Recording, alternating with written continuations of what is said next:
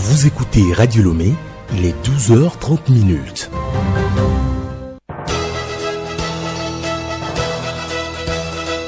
Le journal Hélène Assabi. Bonjour à tous, merci d'écouter Radio Lomé. Au sommaire de ce journal, 25 organisations non gouvernementales se mettent ensemble pour une synergie d'action à mener en vue d'un développement durable au Togo. Les défis à relever par ces organisations à suivre dans ce journal. Lutte contre la double vente de terrain au Togo, un projet de création d'une brigade foncière sera bientôt opérationnel. Et puis sport, la 10e édition de Maracana 2023 est à l'étape des quarts de finale ce vendredi. Les deux sélections togolaises, les seniors et super seniors, sont en quart de finale.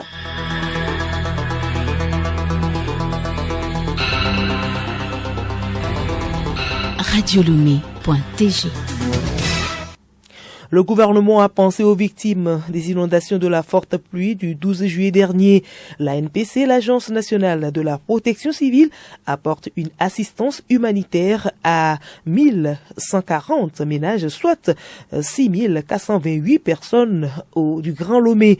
L'opération a été lancée par le ministre de la Sécurité et de la Protection civile, le colonel Caliste Madjoulouba, en présence de sa collègue en charge de l'action sociale à Lolognon, à Pédo à Nakoma. Et c'était hier, Solim Tchangaï, Juliette Kamde.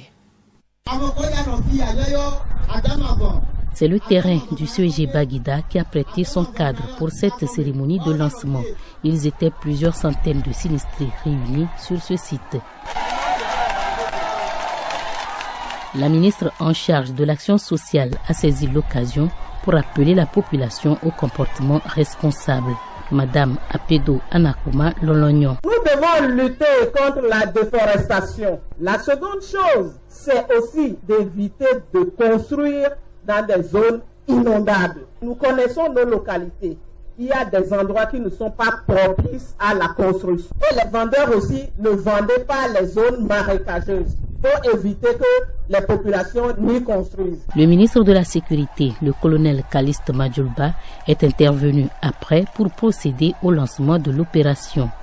Je saisis cette occasion pour réitérer toute la compassion du gouvernement qui promet toujours de rester à vos côtés face à toutes les situations qui pourraient survenir malgré nos actions de précaution et de prévention. Je déclare lancer ce jour ici à Baguida l'opération d'assistance humanitaire à l'endroit des populations du Grand Lomé. Le don est composé de kits alimentaires, couvertures, vêtements, détergents, chlore, seaux, bassines, ainsi qu'une enveloppe financière. Thomasy Kiba Manim, bénéficiaire. Je les remercie premièrement, M. Faure et Sassina Nyassimbe, de se rappeler de notre situation. Et un grand merci en faveur de toute la population. Nous voudrons qu'ils nous fassent plus, surtout les rues. Les eaux nous dérangent dans les maisons. Parce que nos enfants ne peuvent pas aller à l'école. Parce que quand il pleut comme ça, les petits enfants ne peuvent pas marcher pour aller à l'école. L'opération s'est déroulée simultanément sur 7 sites. Le montant total de l'assistance humanitaire s'élève à 80 millions de francs CFA.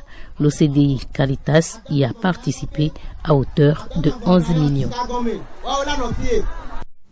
Et ces problèmes d'inondation sont liés aux constructions dans les zones inondables, confrontées aux problèmes de double vente. Le sujet reste au cœur des préoccupations du gouvernement et le Conseil de l'ordre des géomètres du Togo s'y attelle également. Il a de nouveaux défis à relever. Hervé Segbonou. La double vente est toujours d'actualité au Togo. En vue de combattre ce phénomène illégal qui consiste à vendre un terrain déjà acheté, le nouveau conseil a en amont pris des dispositions avec l'État. Un projet de création d'une brigade foncière sera opérationnel prochainement. Vincent Kofiché Bessé du ministère de l'Urbanisme, de l'Habitat et de la Réforme foncière. Nous voulons ensemble, avec les autres départements, contribuer au règlement des conflits que nos populations subissent régulièrement, toujours pour l'achat des terrains et qui ne sont même pas en mesure de les occuper. Dans les week-ends, ceux qui construisent rapidement les terrains litigeux, parce que les huissiers ne vont pas travailler les week-ends, le ministre est en discussion avec l'ensemble de son département en vue de mettre sur pied cette brigade foncière pour qu'on commence vraiment par regarder ce qu'il y a lieu de faire.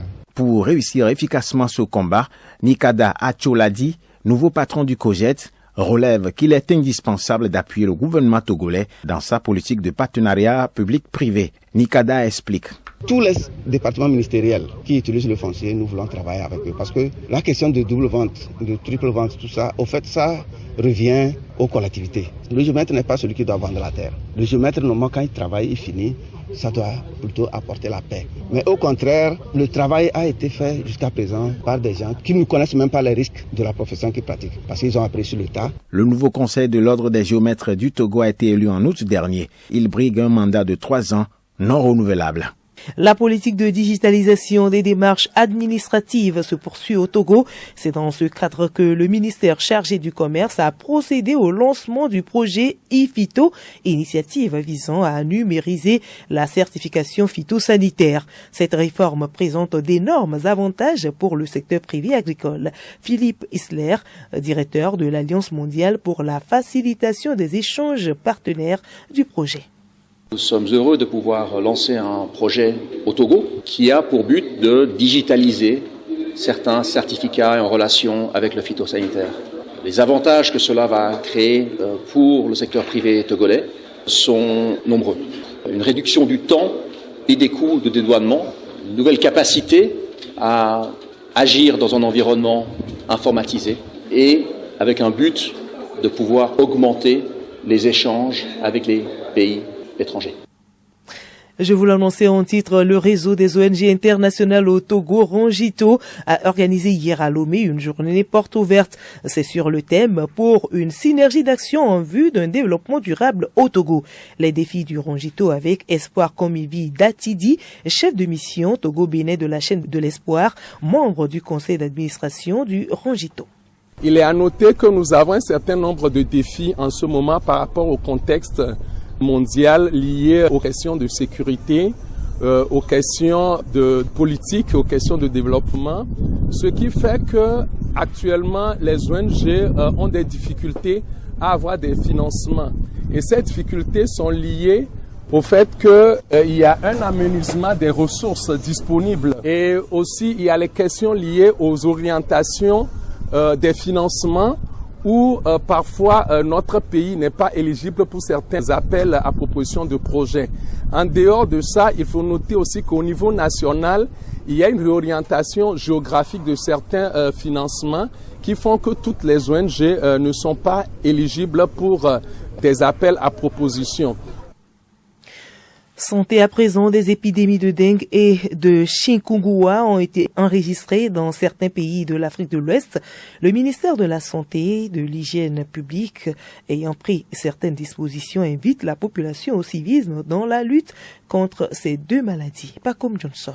Ces maladies se manifestent par des signes non spécifiques, fièvre, faiblesse intense, céphalée, douleurs articulaires et ou musculaires, nausées, éruptions cutanées, etc. Ces signes souvent s'accompagnent ou non de saignements avec des complications graves sur la santé. Face à cette situation, le ministère de la Santé et de l'Hygiène publique a pris des dispositions, entre autres, maintenir un niveau d'alerte élevé en vue d'assurer la détection précoce et la notification des cas, renforcer la surveillance ou moyens d'entrée, organiser la prise en charge d'éventuels cas, sensibiliser la population sur les mesures préventives et la conduite à tenir devant ces signes de suspicion. Le ministère de la Santé et de l'Hygiène publique invite la population à adopter des mesures de lutte antivectorielles pour réduire les risques de contacter ces maladies. Il s'agit d'éviter les piqûres de moustiques en dormant sous moustiquaires imprégnés, en portant des vêtements qui couvrent autant que possible tout le corps, éliminer les déchets solides.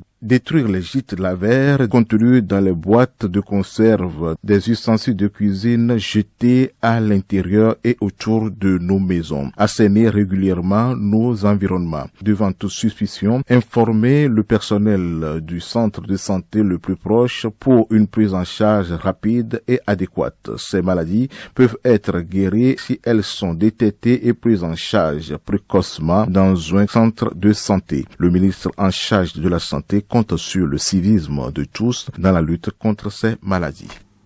Culture pour poursuivre, l'acte 1 du festival de cinéma des Mokabié FESMOKA bat son plein à Kara.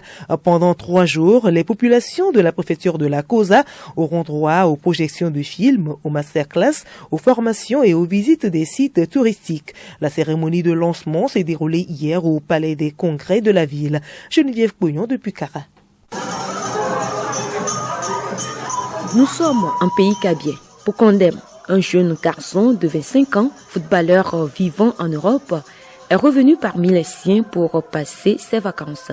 Et voilà, en tant que jeune kabye et selon la tradition, Pukondem doit lutter pour Evala afin d'honorer sa famille, ce qu'il refusa. Voici un extrait du film Pukondem. Pukondem, en français, ça finira, qui a donné le ton au festival de cinéma des Mokabié, FESMOKA. Je ne comprends plus rien. Mais la lutte, non. C'est pour ça qu'il est rentré ou bien? Ah non, non. Moi, je ne suis pas rentré pour ça. Je suis rentré pour les vacances. C'est une autre grosse histoire de lutte là. Aïe. C'est quoi concrètement cette histoire de lutte là? Ils appellent ça Evala. C'est de la lutte. Un vrai combat pour le corps. Pour le promoteur Didier Chamier, le FESMOKA vise à amener les populations de la Kosa à s'intéresser au 7e art, qu'est le cinéma. Pour le premier jour du lancement, vraiment, je suis très ému parce que la population est sortie. Je ne m'attendais pas. Ça m'a touché. J'ai dit, ah là, vraiment, Kara vraiment avait soif du cinéma. Un festival pareil vraiment nourrira les cœurs de nos jeunes, de nos femmes et de nos enfants dans ce milieu. Par ce festival, il puisse sortir des grands professionnels du cinéma, de notre milieu. Il faudrait que par ce festival, des gens quittent le cinéma traditionnel pour entrer dans le cinéma moderne. La Côte d'Ivoire, le Burkina Faso et le Niger sont les pays invités à ce grand rendez-vous culturel.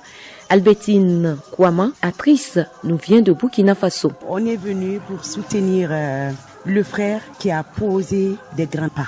Je n'appelle pas ça des petits pas, mais c'est des grands pas. C'est ensemble qu'on peut y arriver et vivre le cinéma. Parce que le cinéma, comme le thème le dit, c'est un métier qui rassemble toute nation. Ça interpelle, ça conscientise. Boutoué Geoffroy de la Côte d'Ivoire revient sur le thème de cette édition qui est l'implication des femmes dans l'industrialisation du cinéma africain. Je suis distributeur de contenu audiovisuel, donc venir participer à un festival de ce type, c'est tout un honneur parce que ça nous permet de rencontrer des jeunes talents.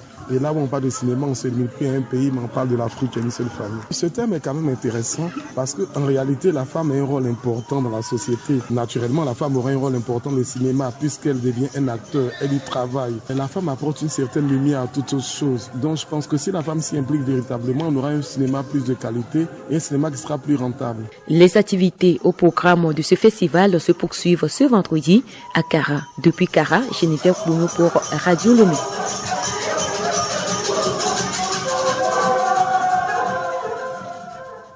Et aujourd'hui, vendredi, c'est le magazine Rendez-vous Culture. Geneviève Pugnon nous déroule les activités culturelles qui sont au programme. Au menu, le festival de cinéma des Mokabié, du concert, du Koutou Ciné Café et le salon du livre. Le salon du livre de jeunesse de Lomé, Saligel, va se dérouler du 19 au 22 octobre prochain à Lomé. Plusieurs activités sont au programme, notamment les expositions, les dédicaces, les conférences, les ventes de livres, les formations et les cafés littéraires. De la littérature au cinéma. Katou Café Ciné, une plateforme de rencontre, de partage des femmes cinéastes, tient ce vendredi 29 septembre la 2e édition de sa rencontre avec les femmes cinéastes à Kara, en marge de FESMOKA. Le thème retenu pour cette édition est cinéma, facteur de rassemblement des peuples. Au menu, des panels, des masterclass, des projections et des partages. Autre sujet, Éridi Communication organise un concert live le 22 octobre prochain. dénommé The Promises of God, les promesses de Dieu en français. Le concert se déroule à l'église des Assemblées de Dieu, Temple Jérusalem à Thiéviers à partir de 14h30. Et puis la première édition de Festimoca, Festival de cinéma des Monts Cabiais, se déroule du 28 au 30 septembre à Cara. Cette première édition a pour thème l'implication des femmes dans l'industrialisation du cinéma africain. Sport pour clôturer mondial de football des sourds en Malaisie. Le Sénégal se qualifie pour les quarts de finale. Les Lions de la Teranga ont atomisé la Thaïlande 3-0 et ont validé leur ticket. À Maracana, les super seniors togolais sont en quart de finale et ils se produisent ce vendredi après-midi à Grand Popo au Bénin. Solim Lemon. Dans la catégorie senior, voici les affiches des quarts de finale. Bénin, États-Unis et Togo, Canada à 14h.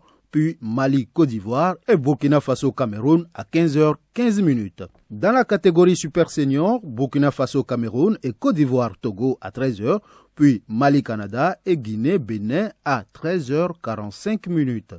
Après ces étapes des quarts de finale, les demi-finales se jouent toujours cet après-midi. Championnat intra-ligue de la Ligue des Plateaux, quelques affiches de ce samedi. Oloye reçoit Roi Soleil, Noutulé croise Réveil, Kassakou US Agbonou, Colombe FC Adjiri, Planète Volcan, Hlal Inter, Espoir Katiadjo FC, US Badou Lion Blessé, Ilumwe et Sowazina, New Star Niéré, puis leader Kim Ko. Et puis mondial de football des sourds en Malaisie, le Sénégal finit en beauté les phases de poule en étriant la Thaïlande 3-0. Les Lions de la Teranga se qualifient ainsi pour les huitièmes de finale après 2 victoires face à l'Argentine et la Thaïlande et un nul face à l'Ukraine. Voici les affiches des huitièmes de finale. Égypte-Ghana, Ukraine-Nigeria, Turquie-Japon, Angleterre-États-Unis, France-Argentine, Gabon-Iran, Sénégal-Arabie Saoudite, puis Allemagne-Australie.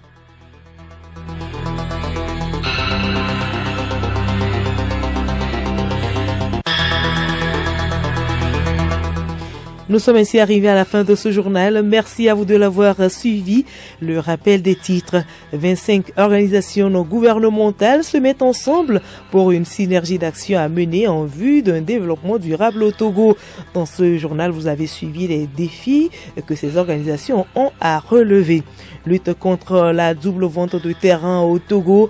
Un projet de création d'une brigade foncière sera bientôt opérationnel. Et puis sport, la 10e édition de Maracana 2023 est à l'étape des quarts de finale ce vendredi. Les 2 sélections togolaises, les seniors et super seniors, sont en quart de finale.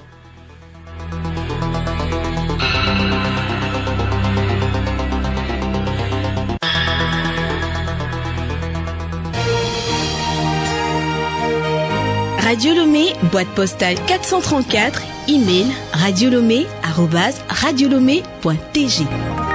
radiolomé.tg